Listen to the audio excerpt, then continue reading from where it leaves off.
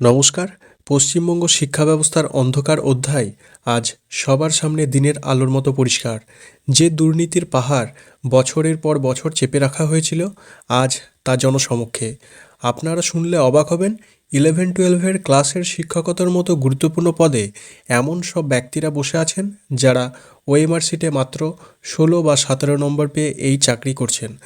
ঠিকই শুনছেন, আজ আমি জালি কারবার এবং নতুন সরকারের দ্রুত পদক্ষেপ নিয়ে বিস্তারিত আলোচনা করব। বিগত 15 বছরের জালি সরকারের আমলে মেধার কোনো দাম ছিল না। সিবিআইয়ের উদ্ধার করা ওএমআর সিট বর্তমানে প্রকাশিত টেন্টেড ও আনটেন্টেড প্রার্থীদের তালিকা মিলিয়ে দেখলে শিউরে উঠতে হয়। তালিকায় থাকা রোল নম্বরগুলো চেক করলেই দেখা যাচ্ছে যে অনেকে মাত্র 16-17 নম্বর পেয়েও দিব্যি হাই স্কুলে শিক্ষকতা করছেন। যেখানে যোগ্য প্রার্থীরা রাজপথে বসে চোখের জল ফেলছেন, সেখানে যোগ্যতার তোয়াক্কা না করে টাকার বিনিময়ে এই জালিয়াতি করেছে তৃণমূল সরকার।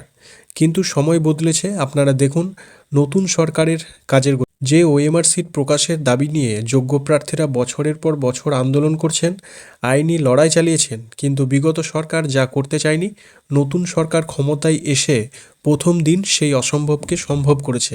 8ই মে 2026 বিজ্ঞপ্তি অনুযায়ী স্কুল সার্ভিস কমিশন স্পষ্টভাবে জানিয়ে দিয়েছে যে 2016 এসএলএসটি পরীক্ষার ওএমআর সিট এখন পাবলিক করা হয়েছে। সিবিআইয়ের হার্ড ডিস্ক থেকে উদ্ধার হওয়া তথ্য আজ সরাসরি ওয়েবসাইটে, কোনো লুকোছাপা নেই, কোনো টালবাহানা নেই, সবার কাছে একদম ক্লিয়ার। আপনারা স্ক্রিনে দেখতে পাচ্ছেন কমিশনের সেই নোটিশ।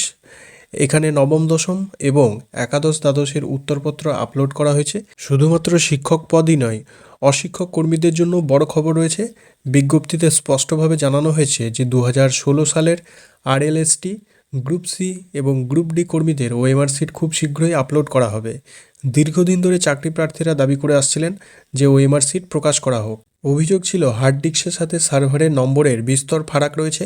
এই ওএমআর সিটগুলো প্রকাশিত হওয়ার ফলে এখন দিনের আলোর মতো পরিষ্কার হয়ে যাবে কে বা কারা মেধার ভিত্তিতে কত নম্বরে চাকরি পেয়েছে।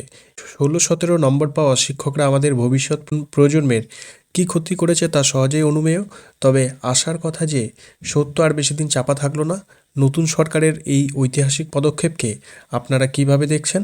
যোগ্য প্রার্থীরা কি এবার সুবিচার পাবে? আপনাদের মতামত কমেন্টে অবশ্যই জানান। চ্যানেলটি সাবস্ক্রাইব করে সঙ্গে থাকুন। ধন্যবাদ।